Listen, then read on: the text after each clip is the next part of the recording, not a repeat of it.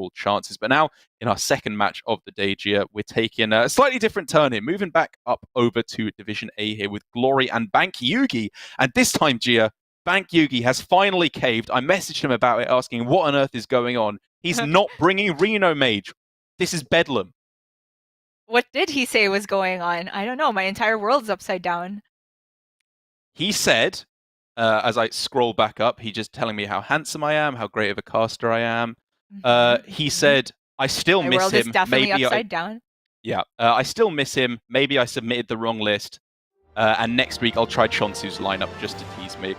So I think for the most part here, it's probably the case of him being persuaded by practice partners, because friends don't let friends submit Reno Mage to Conquest lineups in Grandmasters. He still clearly is a fan of the deck, but I think the data clearly indicates that Tempo Mage is the superior version. I mean, the wording you were stating is I miss him, as in Reno. So you can clearly see that Bankyugi is very devoted to playing the good old Reno cards. But I think that this Tempo Mage will definitely give him a better shot overall. I think Bankyugi is a very strong player when it comes to decision-making in-game, and I very possibly think that his lineup choices have been hurting him in previous weeks. So now I'm excited to see how he'll deal with the more cookie-cutter set of decks, and Glory is definitely a tough opponent to test him with. Yeah, I will fully admit, I underestimated Bankyugi. I was thinking, you know what, we don't know all too much about him. Obviously, there aren't too many strong players to have come out of Thailand at all, really, with their best performances being in global games so far. But I've been very pleasantly surprised by his gameplay. I think the decks, like you said, they've been a bit weird, but he clearly has a game plan, and the decks that he has been bringing, I think, have been, for the most part, piloted very well. This time, however, as we can see, much more standard stuff from both players, actually. Mage, Priest, Druid, and Warrior banned away from Bankyugi. Warrior banned away on the other side with Druid, Mage, Demon Hunter from Glory. Just very standard stuff across the board here from our players. And I hope to see a very high-level game of Hearthstone, especially as we all expect from Glory, with our representative currently going to the World Championship later this year. It is indeed a lineup on both sides that is more reminiscent of what we were seeing in the earlier weeks, which is just bring decks that are not, teched with weapon removal, and you get rid of the Bomb Warrior and try to win from there. It is just that fourth class that's quite different here. Glory with the Soul Demon Hunter, whereas Bankyugi has Priest, which in APAC has really fallen out of favor quite recently, I would say, which has helped Soul Demon Hunter rise up as a more common fourth deck inclusion. So this could be the series to actually prove one side or another, whether it should be Priest taking up that last slot. Yeah, I mean, Priest only brought 5 times total with 2 Galakron, 2 Dragon, 1 Highlander. Only 1 Highlander Priest in the whole of APAC. It really does show how volatile the current metagame is, with the 2 most popular individual archetypes being Tempo Mage and Soul Demon Hunter being brought by a lot of the players. And I think, for the most part here, it's a good bring here from Glory. I think it'll have a good spot against the Tempo Mage, as we were saying, a very nice matchup there. And even against the Priest from Bankyugi, the 2 of Galakron Priest, I think that matchup can be close, but when you've omitted all the weapon destruction and removal from your lineup, I think the Demon Hunter, in my estimation, moves very slightly into the lead against Priest. Yes, I would agree as well. We were testing that matchup quite a bit. By that point, the only big thing that Demon Hunter has to worry about is Apotheosis, which, to be fair, because the Priest is trimming a lot of the fat and going for this more streamlined deck list, I feel like they're more able to stick minions consistently, and Apotheosis does become a bigger threat. Not to mention, they also have Cleric of Scales to draw into Apotheosis a lot more consistently. But for now, we are going to start off with the good old Druid Mirror.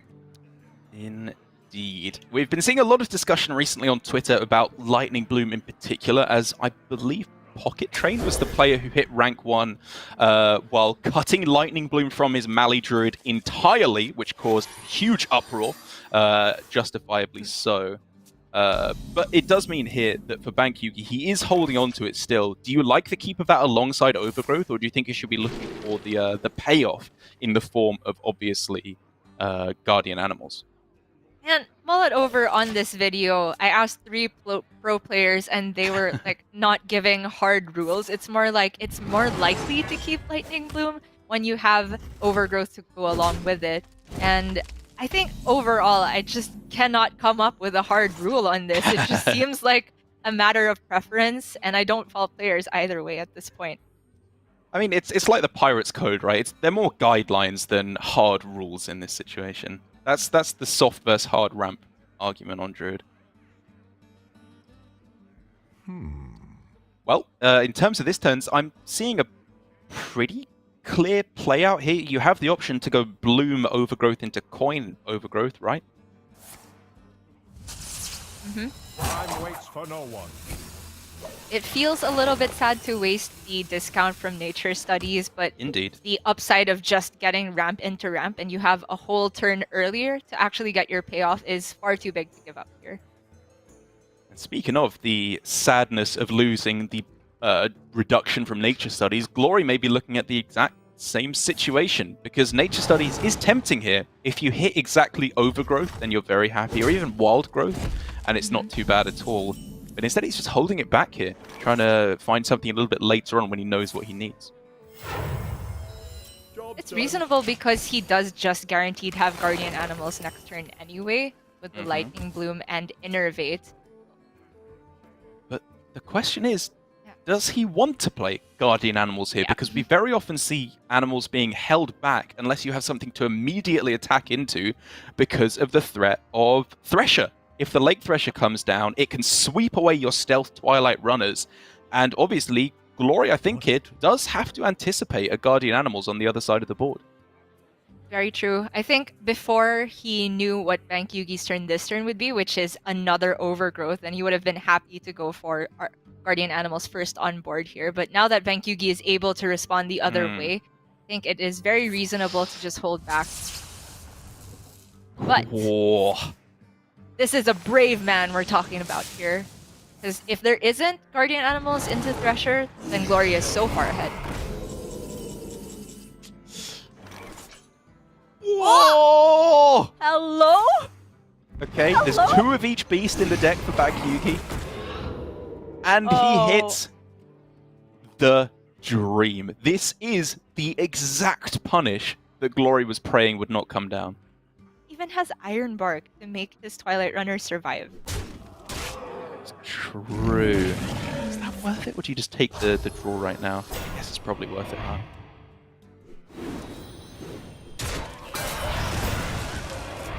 Oh, man. Oh my gosh, he even has survival next turn because of this Nature Study. That's true! Oh, that was insane. I wasn't even thinking about the survival. I was just like, oh, these are some bad spells. But he doesn't care what he gets there.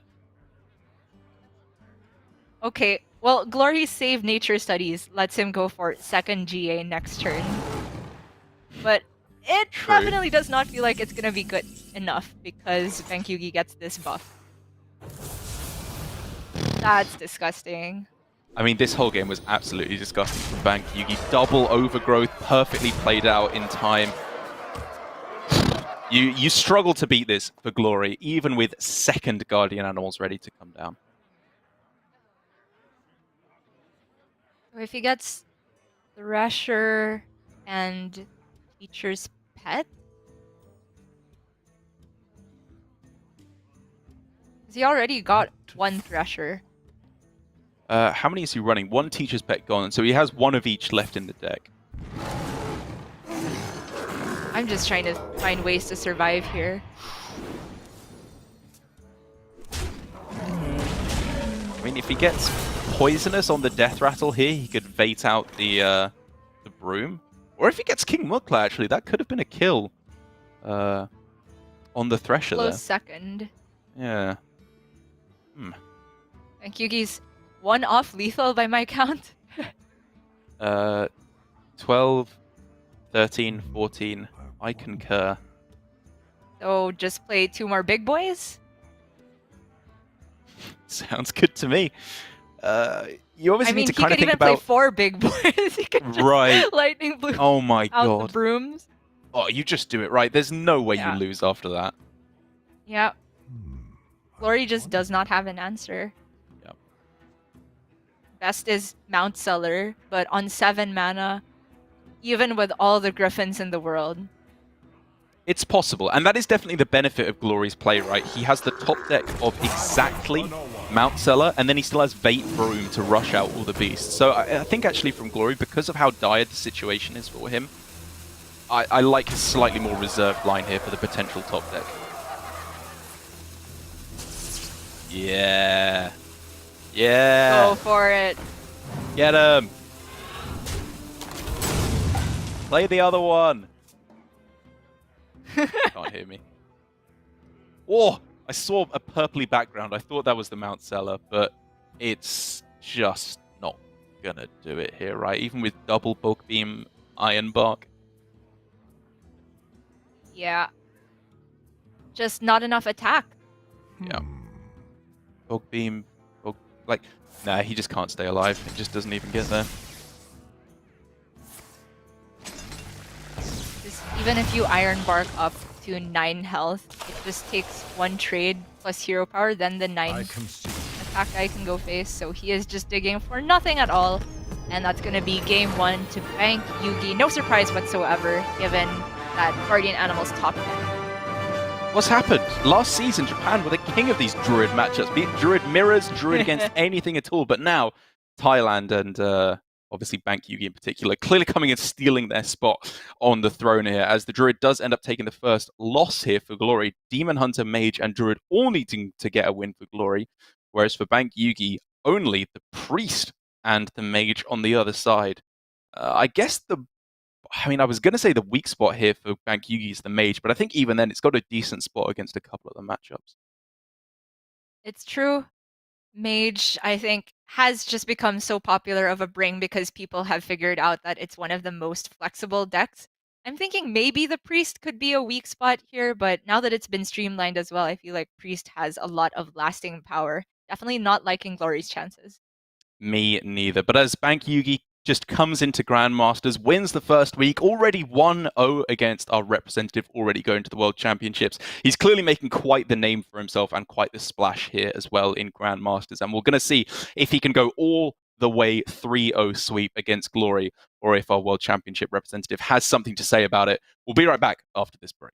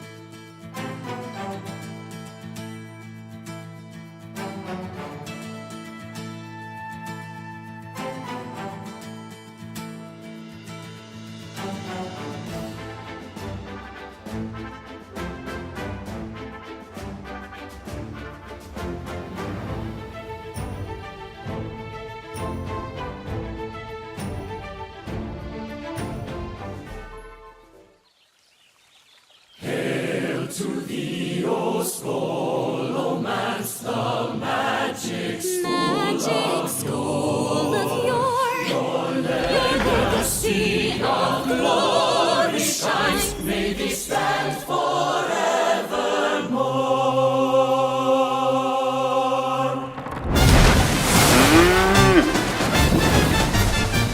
Take your place where magic bends to your will, but you'll have to study hard. So many clubs and clubs. Excuse me, I misspoke. Take your pick out in the yard. Test your brains or put their spells for a call. Double major honor roll. Just be sure to stay upstairs in the hall. Those troubles on to steal your soul. They're kidding, of course.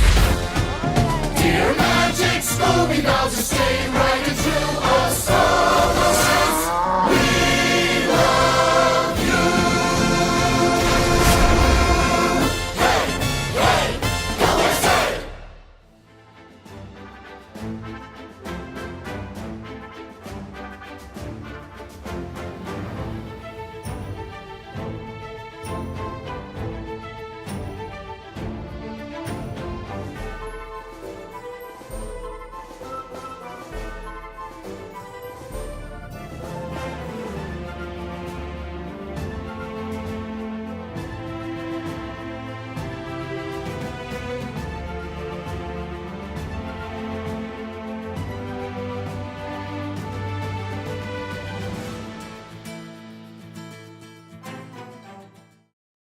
The second match of our second game of the day, we have Bankyugi up against Glory. Again, the newcomer in Bankyugi has been making quite the splash up against the true, tried and tested and very much verified Glory going to the World Championships. Bankyugi is up 1-0, but in a Druid mirror, anything can happen. Glory still, of course, has many ways to try and turn this around.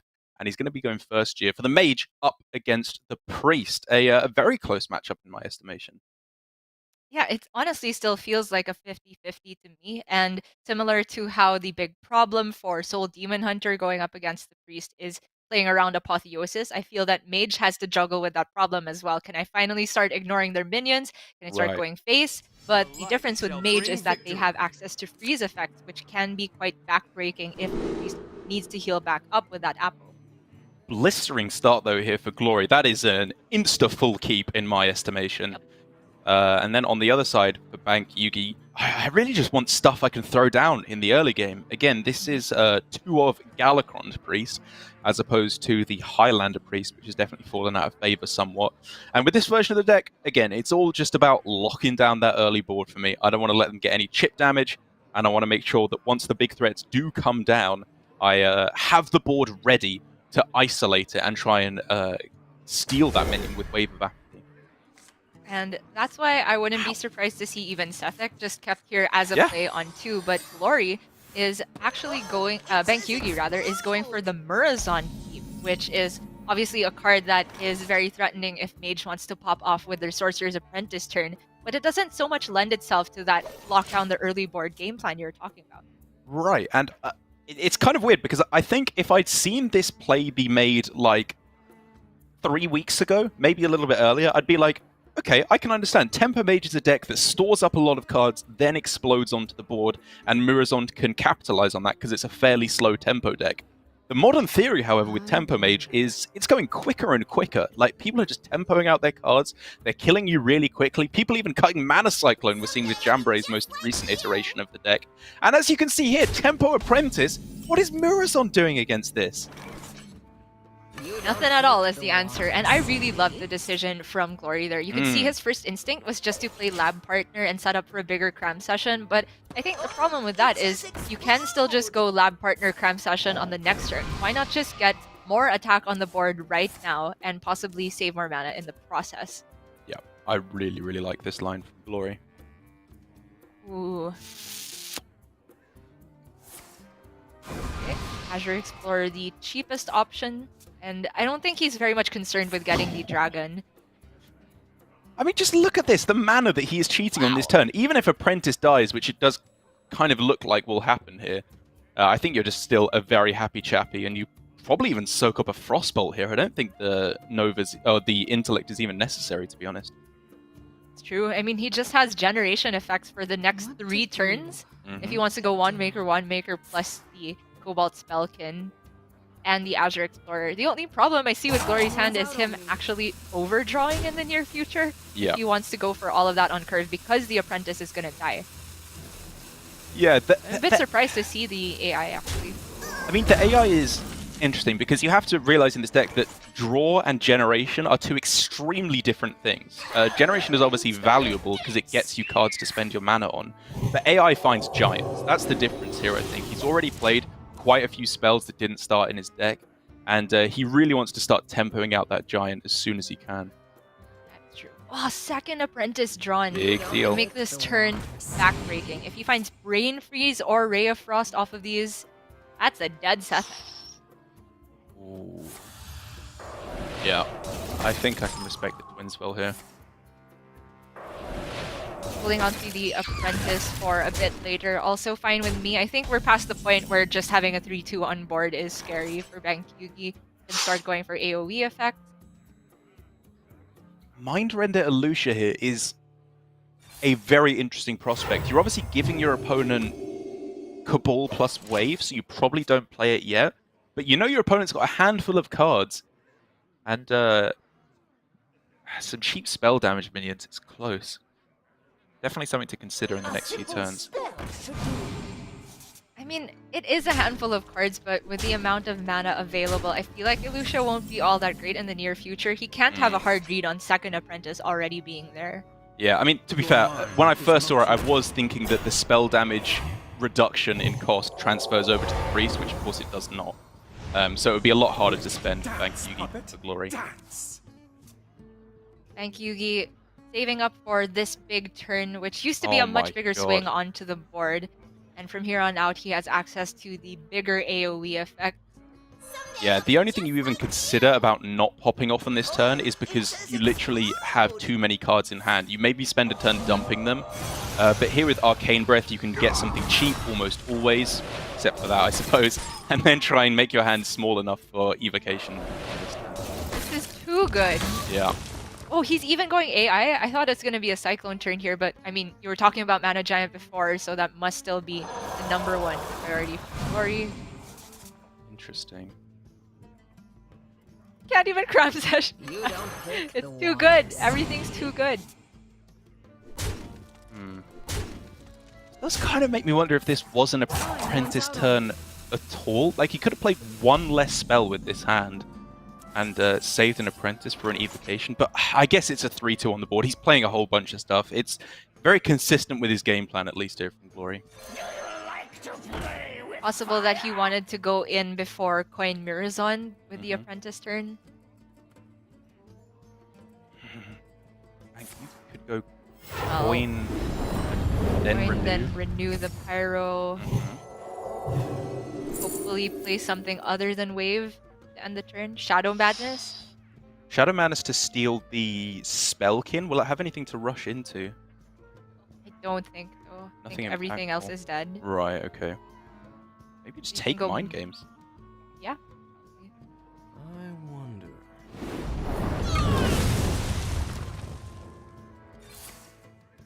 I will crush your delusions of grandeur. Okay. Pretty good. Yeah. And now Glory has value for days, but because both apprentices have been used, the pace at which he can put everything down is significantly slowed. This might be the window for Bankyugi to come back. But Conj on the 5-drop definitely looking like a strong proposition. Whoa! The No, it's whiffs! not. Yikes. I will crush your delusions. I agree. Yikes. Yikes, indeed. It's still a little scary, you know, for Bankyugi. Even though this is a massive low roll here for Glory, it's still 8 damage on the board. This does require some kind of action from Bankyugi because he's just dying pretty quickly in the next couple of turns. You're right. It all just is kind of the same in the face of a Soul Mirror, and Yes. if Bankyugi doesn't Soul Mirror this, it's Illusia and Prey, but he's seen double Apprentice, so he hardly has any mana to work with. I think this still ends up being a Soul Mirror, primarily because he follows up with Mirazon the next turn. Yeah, exactly. Like, if you go for Lucia here, no matter what you do, Glory will probably just do it right back with the mirrors on his side of the board, which doesn't feel all too good. Soul Mirror also just gives him another Prime in the deck. Bankyugi with more Solarian Primes right now than Glory Crit. So, possible good top deck. Glory can just sit there pretending he got 2 Mortuary Machines off of the Conjurer's Calling there instead. It would have ended up with the same result. There's the Giant. Hello. That's what we've been talking about for a long while here, and with the second half of Conjurer's Calling, looks pretty prime to me.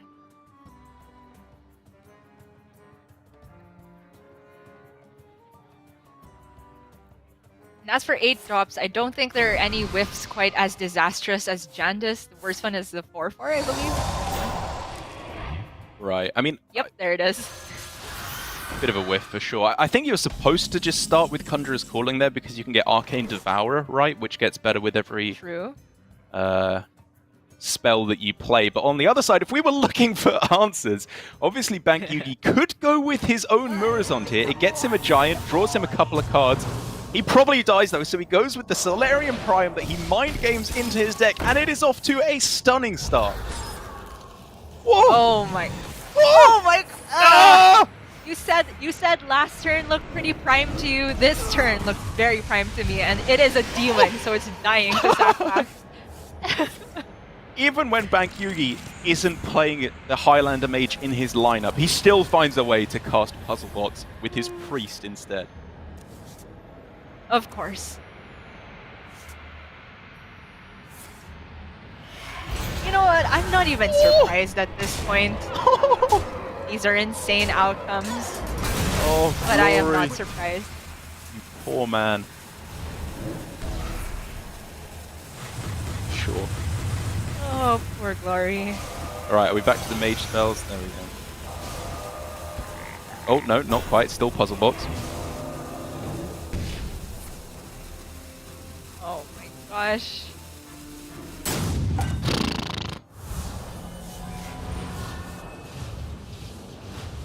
I mean, at the end there from Bankyugi, he was probably just supposed to play Circle of Healing, and maybe the Cleric of Scales as well, just so he doesn't draw it. But I suppose you might kind of want to draw it at this point. Yeah. Definitely not a big deal. Not a big deal. What is a big deal is Glory, having to start from scratch on board. He does have a good way, at least with the Dragon plus Raz, True. to reset the board in his favor. And he's been sitting on this Pyroblast for quite some time now. He has Arcane Missiles, also possibly face damage. He's not out of it.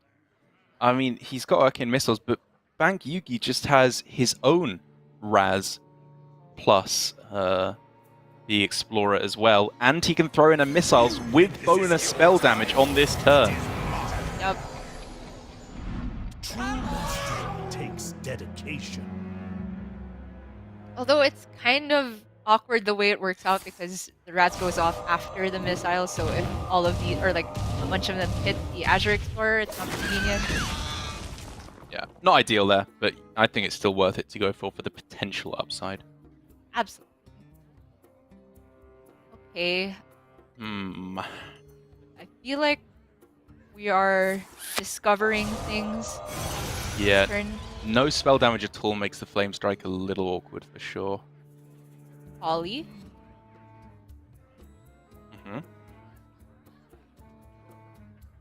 He can still go Magic Trick or One Thief.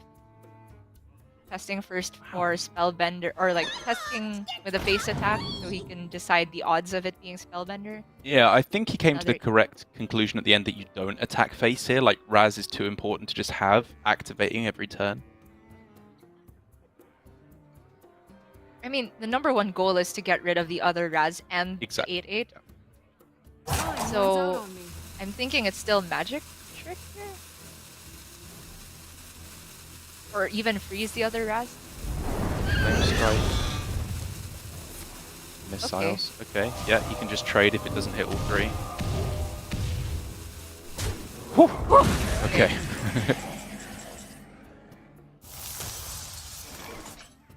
When did that get into Yeah, the I deck? literally I have- don't even remember. No idea. Of destruction they come. I feel like we're trying to piece together clues from a Bacchanalia the night before. Yeah, that is what Puzzle Box does. Not the greatest mass dress I've ever seen.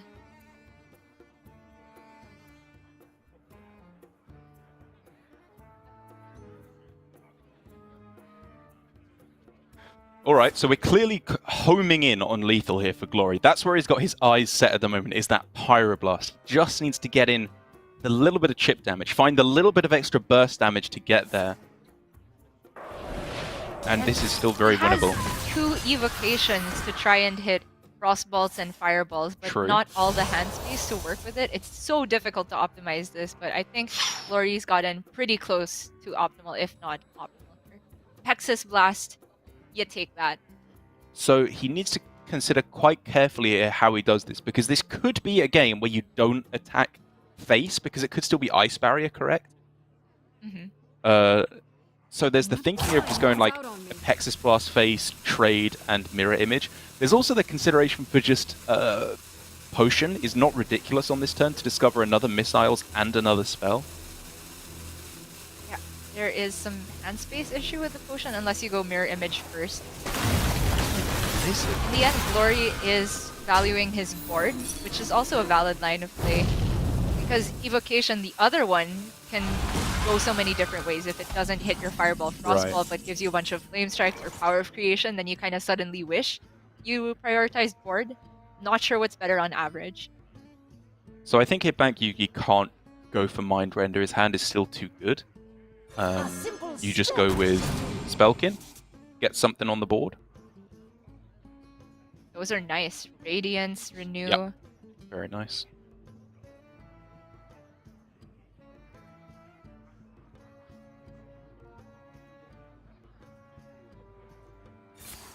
I feel like you kind of want to fit in the AI this turn because Bankyugi's running out of proactive plays.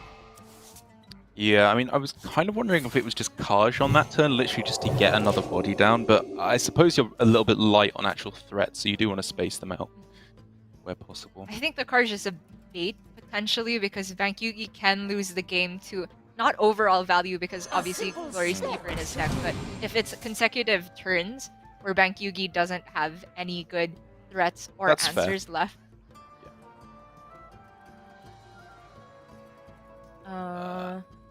Just want cheap here, right? Like, Azure Explorer isn't the right kind of value here. Okay.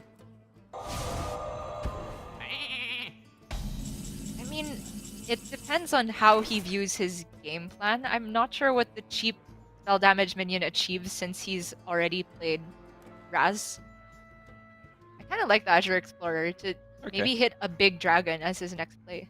I mean, my thinking was just I want to get anything cheap so I can actually play these evocations on this turn. That's true.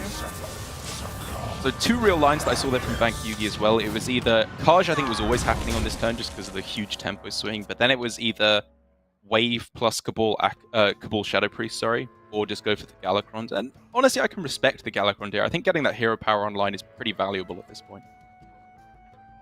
Ooh, spicy turn from Glory. He can set up the 2-3 and then go Solarian 5. He's owed a real good prime on this turn, though, I will say. He's earned it. Start.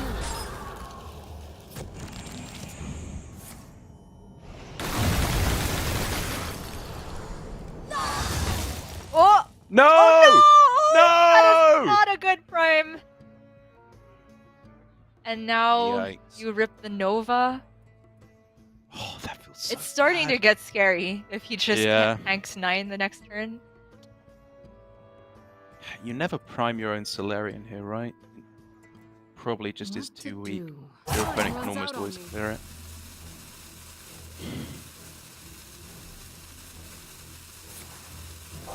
Actually, now that I'm looking at it again, there's potential to go for a really strong Shanvala turn if you hold on to the Frost Nova. Mm. But it is extremely risky, and also allowing any minion to attack means Apotheosis can immediately heal Bankyugi to full. Of course. Yeah. How did the second one even get in there? I swear he's only shuffled one into his deck. No. So he mind games one prime and he soul mirrored another one. Oh, right, of course. Off of the puzzle box from his first Solarian Prime, right. Yep. Yeah. And now he's just going to steal another one here. Even if he doesn't get the battle cry, that's still a 7/7 with spell damage. Things are looking very bad for Glory now. Indeed. It is time to start discovering board freezes, and Yeah. alongside freeze, you want development. So starting with Shanvala and praying. I can respect. Rolling Fireball's expensive, but powerful.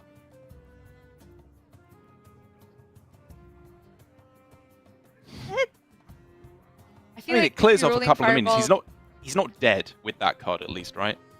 He's not dead, but I feel like he needs to go for a much more impactful play, a winning play, like trying to hit Blizzard, or I mean, he had no mana available. Trying to hit Frost Yeah. Nova, still has a chance. Still has a Still chance. has a chance. Magic trick. It's still there. One time. Default. Missiles? Okay, you take missiles. That's pretty good.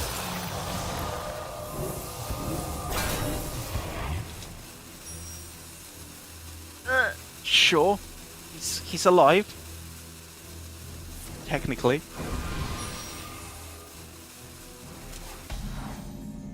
Okay. Oh. Giant Thought he had- Conjurer's calling. Yeah, just holding on to it for Conj, I suppose. Yeah, I think so. 11, 14, double apotheosis. 8. If one missile in space, he has lethal. Can he guarantee it? Holy Smite does 4. Can't, right? Why? Just starting to see with this.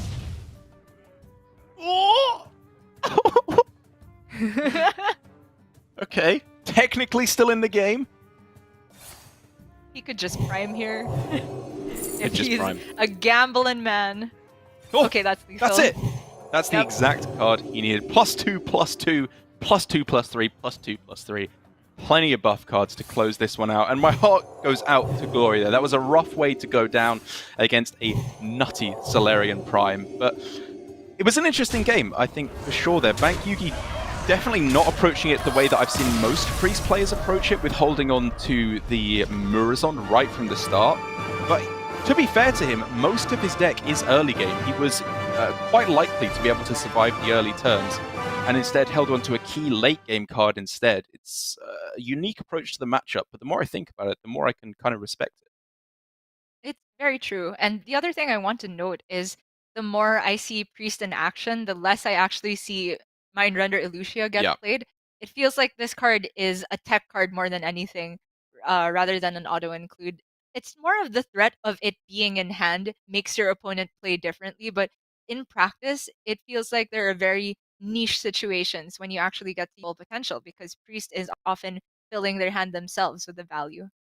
Yeah, I think there are certain clues you can get as a priest player as well to when it will be very powerful. Like if the mage goes cram session on 2, AI on 3, then you're starting to think, okay, something's brewing here. They're building up something powerful. Then you just let rip and hopefully steal the apprentice and win the game.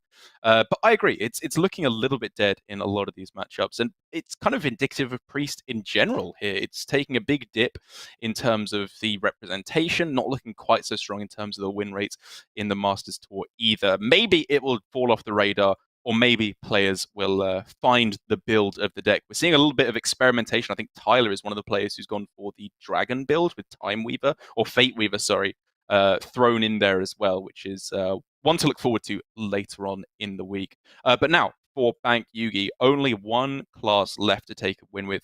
Purely the Mage, the Tempo Mage, the scourge of ladder at the moment, that Bankyugi needs to get a win with. And while he's definitely famed for Mage, it's not the Tempo Mage that he's known for. Yes, indeed. For Glory, I am not entirely sure what you are supposed to lead with here. Of course, it doesn't really matter unless you care about momentum. In terms of the remaining decks, I would wager that the Demon Hunter has a better matchup against that mage for Yeah. Bankyugi, but Druid these days I feel like has been getting off to extremely quick starts that I struggle with it, or rather against it, playing Tempo Mage. Yeah, I definitely don't think that Mage has a fantastic matchup against Druid. I was, in my estimation, kind of falsely lumping together Tempo Mage and Secret Rogue, because there's definitely strong comparisons to be made. They play a lot of cards out at the start, they try and cheat out these big minions, and they have these huge turns where you get many, many cards played and make big swing turns. But I think against Druid specifically, I much prefer the Rogue than the Mage in that particular matchup. You're more consistently hitting big threats early on, you have ways to fight back against the big Druid minions a bit more effectively, whereas while Mage definitely has strong win conditions, they're a little bit too susceptible to early development from the Druid. But even having said that, I like the build of Bankyugi. I like the build that Bankyugi has here, specifically for against Druid. He's got Conjurer's Calling, he's got Shenvala, he's got an AI to find those cards. And for me, at least, most of my wins that I get against Druid that feel super clean all come at the hands of Shenvala in the early game. I completely agree with that. I also like that you brought up the Rogue comparison because Rogue is probably the most notable omission from both of these lineups. The fact that Bankyugi is not bringing Rogue but running a Devolving Missiles You in his asked mage, for it. I feel like he definitely has it in mind in the meta, but some players go even so far as to ban away Rogue, and there are other players that feel Rogue is one of their strongest decks from week to week. I wonder why these two players didn't feel like it made the cut for their lineups this week. I agree. I think we'll be seeing it more and more as weeks go on. Still definitely one of the strongest, but most difficult to play archetypes in the current metagame. You can't just be putting it in your Conquest lineup and praying for the best. Definitely needs many, many reps to even start having a positive win percentage, let alone entering the 60s. We're starting off with what we believe to be Glory's best chance against the Tempo Mage, and with the top deck of a 1-drop into Wandmaker, into Hero Power with Mana Feeder Panthera. This is the ideal opener for Soul Demon Hunter. It is, but Bankyugi's got himself a good draw, but also a conundrum here, because Lab Partner just played out here is extremely susceptible. You're looking at Chaos Strike, Twin Slice, or just going for what's even called Soul Shear here to clear it off very cleanly. So there is the potential of holding it back for Coin Cram Session on turn 2 with the Lab Partner. True. I mean, of those options, I feel like you're relatively happy if Twin Slice comes down. Soul Shear also, that's one less of their single target removal that can go on a Sorcerer's Apprentice. I would lean towards playing it as well, but mostly just to spend your mana. It's a fairly good reason whenever you need to be making a play. And it works out beautifully here for Bankyugi. He can get the draw, get double giant with a Cyclone as well. This is a hand that can do some stuff in the matchup. And a few weeks ago, we were arguing back and forth with Alan and other people about what type of mulligan you're supposed to go for with Mage. The hand that Bankyugi ended up with is more in line with what I believe Alan would want to keep rather than Apprentice, which is just early card to play plus Cram Session to build up for a big combo. But the type of payoff that Bankyugi has very much depends on getting Apprentice in the near future because he wants to cheapen these giants and get value off of Mana Cycle. Yeah, it's like it's not 100% dependent because there's still just pretty powerful lines of coin 2 spells plus Mana Cyclone or coin 3 spells, next turn plus Mana Cyclone. But I agree, it would become a lot more amenable if you had an Apprentice or an Evocation.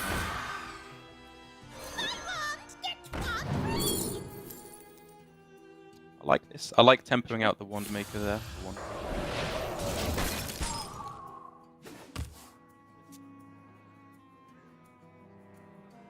Yeah, I think it would be kind of a trap to expend the ping there on a 2-1. Bankyugi knows that while he can extract more value by going for that slow of a line, his priority is trying to cheapen the giants as soon as possible. So you kind of need to both create hand space so you can generate more stuff and just play out the stuff in the first place. Forget about Soul Control Demon Hunter. This is Tempo Demon Hunter straight up. Look at this start. This is the nightmare for Bankyugi. Like old school Zoo. Yeah.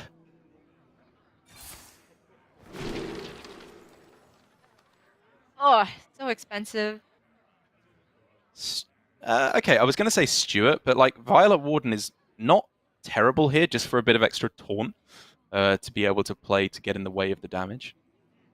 And in the end, he goes for cheapest minion. I imagine just Azure Explorer plus Arcane Missiles is on Kyugi's mind here. It could clear up 1 or 2 minions if you're lucky. Really? I mean, I'm kind of looking at trying to get a Mana Cyclone down because I would generally say that Cyclone is pretty greedy to go for here, but with 2 giants in hand, you really want to start getting some spells that weren't in your deck. Well, the Missiles and the Azure are both not from Bankyugi's deck. Yeah, that's true. That is true. A decent amount of discounting as well, but if you do go for Azure plus Missiles, that's the coin expended, which is kind of crucial for the Cyclone turn. This, however, feels extremely slow. I think you got to play something here. You can't just be floating a mana at this point in the game and tanking all that damage. And while I did say it feels extremely slow, the thinking, I believe, is just to juice up for a bigger Mana Cyclone. It's just a question of whether he had the time to do so.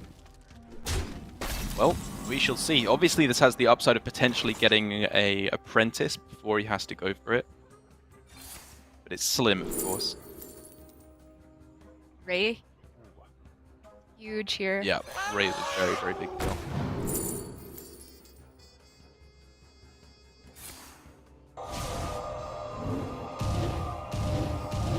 This has got to be one of the worst Arcane Missiles board states I've ever seen. Yeah, it really wasn't good here. But just to get it out of hand, cheapen the giants. He's setting up. He now has playable giants for 0 next turn if he wants. Activation on Crimson Hothead and the second half of Ray of Frost to freeze the Lapidary once again. But he's quickly dying. Glory just has Hero Power Adept this turn. Just question of whether he wants to respect this Azure Explorer because of Raz. It's such an interesting panel because if this was the plan for Bankyugi to go for this Explorer on this turn, my thinking all of a sudden becomes that maybe he should have just played Cyclone last turn for 2 spells. Even if you hold the coin, it's still very possibly better than a ping and just get a couple of spells in order to try and supplement your giant game plan. Well, he definitely has to go in now. I want the Hothead in play just so it has taunt. So that means you could go Magic Trick first, and you will still be able to get 2 0-mana giants down. Right. There's no way to get down the Cyclone as well, so Magic Trick first, I like. Got me fired up. It's pretty big.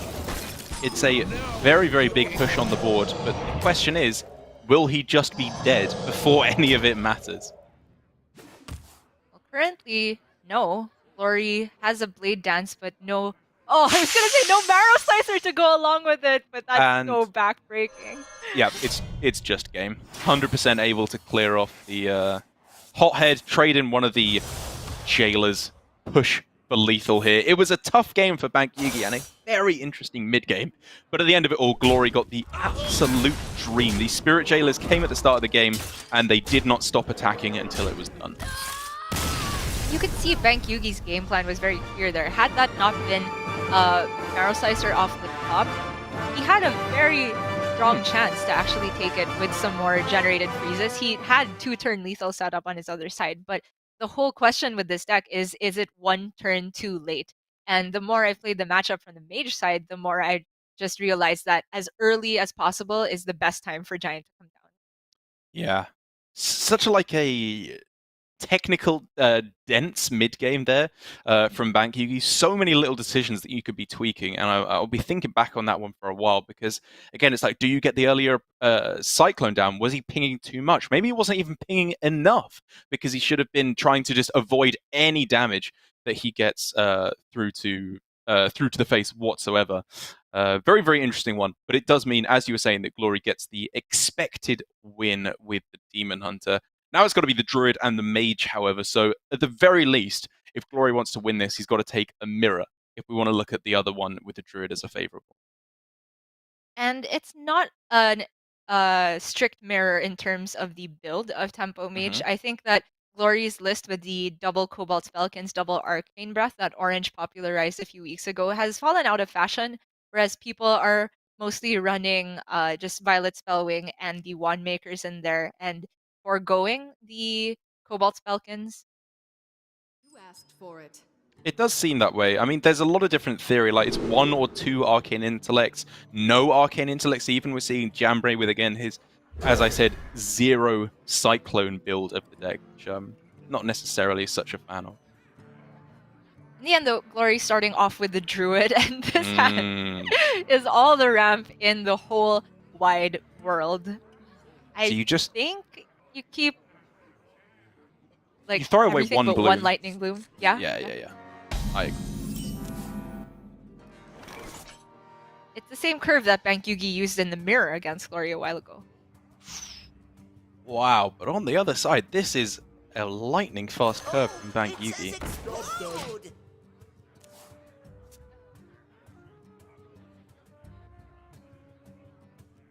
It's a lightning fast start, but is it a bloomin' fast start? That's what you guys say, right? Sounds like bloom.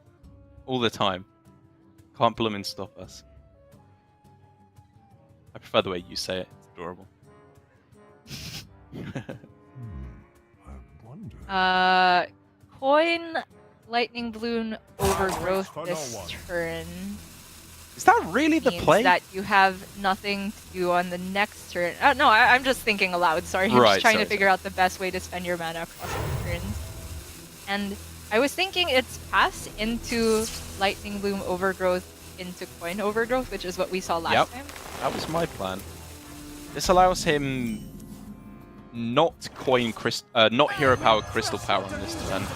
So he's going to be a little bit less reactive. Obviously, he has the ability now with this line to kill off a 2-drop on 2 because his mana is freed up for these turns, which is worth a fair bit.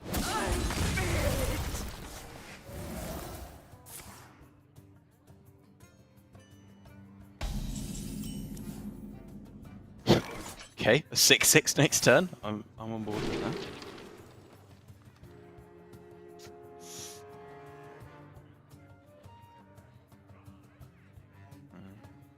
Talno's cheapest option, but Bankyugi has been taking explorers for days.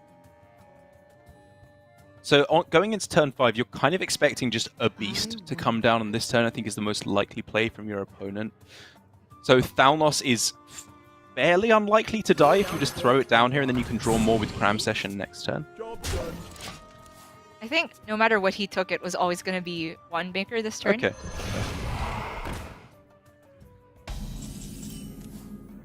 And he can still go for the Cram Sash with the Thalnos, but Of course, the Lake Thresher is looking slightly threatening. Actually, Mirror Image can mess with it a little bit. Yeah, Mirror Image is a big deal. Obviously, Ray of Frost, if he could hit that, would be the dream. Whoa! Now we're talking. And with a Raz in hand, Bankyugi has some serious firepower lined up. He really does.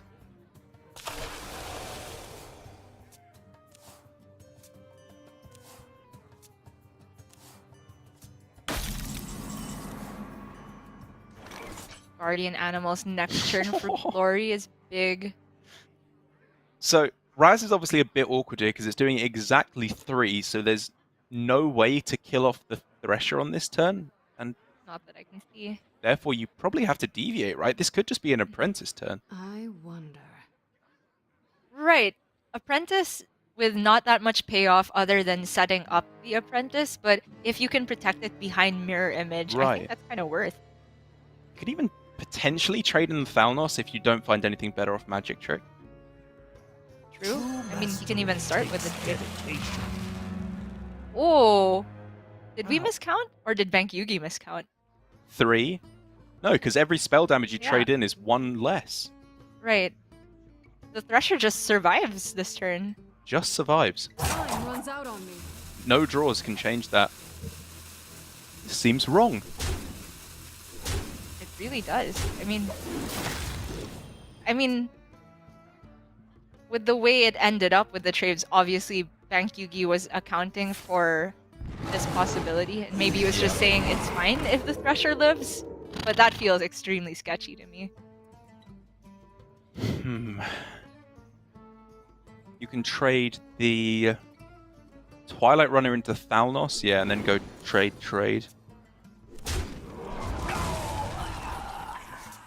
Or even just trade Bog Beam. Looks pretty clean as well.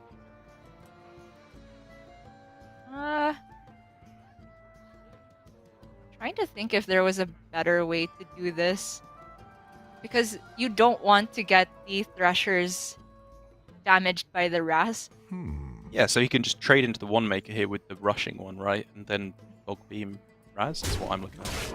Oh, you want to use Bog Beam. I was thinking if there was a way to not have to use Bog Beam as well. Right. I think there was potentially. Yeah, maybe there was a better line. He could have saved Bog Beam and taken 1 damage on his other Thresher, Yeah. but he's overdrawing here something like- anyway, so.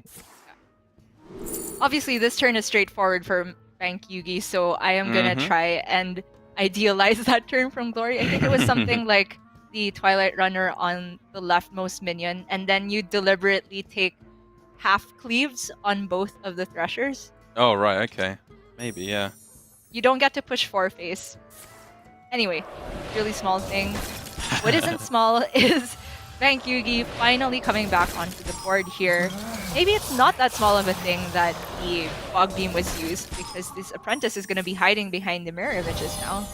Yeah, I do think as well there from Bankyugi, because I believe that was a choice between AI and Font of Power on that turn from Bankyugi. I do think you'd rather take another 5/5 there than draw 2 cards later on, especially as it gives you a mage minion, which often are pretty good. You know, you can get some really powerful options. I agree, especially since he has a follow-up with Solarian Prime. Yeah. Very problematic now for Glory. And so load back up onto the board appears to be his first option. I supply only the Yeah. finest creatures. You can't go for Speak Ghidra plus Oasis yet, so you're probably saving up for that next turn. Ooh, okay. Not terrible. And what do you taunt up for the other one? That makes some amount of Probably sense for me. most health. Yeah. Glory is most scared of an entire board freeze effect here, and then Bankyugi just pushing all of his minion damage phase, so he wants to set up the tallest walls. Well, This is tough. there's 2 options here for Bankyugi, but there's kind of 1 option here for Bankyugi. I think it's just on average way too clean, right? What are you getting off of Apprentice? Unless it's exactly Evocation, I think it has to be worse. Yeah, I mean, he took longer than 5 seconds to start the turn, therefore it's gonna be Solarian Prime. Yeah. Okay. Hello? Oh! What? He has an apprentice alive on board. Oh This is my insane. lord. Brain can freeze, just- devolving missiles. That's an activation. Wait, straight up. Wait, you don't start with missiles here? Okay. I guess he'd rather devolve what's left on the board because he had a clear on that anyway. Okay. I can get behind it. That was Doomsayer for a second there. That was Doomsayer. And that was also the Thresher surviving as a taunt, which saved Glory a little bit of HP. But yeah, he got primed again. He really did. Glory has ways to fight back on this turn though, right? He can get Ghidra to 7 and heal for 12 or summon a 6/6. Like in the heal. Or not? Loot? What more can I ask for? Well, it's a big disruption at least. Yep. Whoa! Someone ask for value. This. Oh! Every Oh! single time does he have Oh my this. god, this is disgusting. It's only board space that's his concern. Oh my lord. This is disgusting. Just trade off as many minions as you can. It's actively bad to have these minions on board at this point. One Thief, hello? You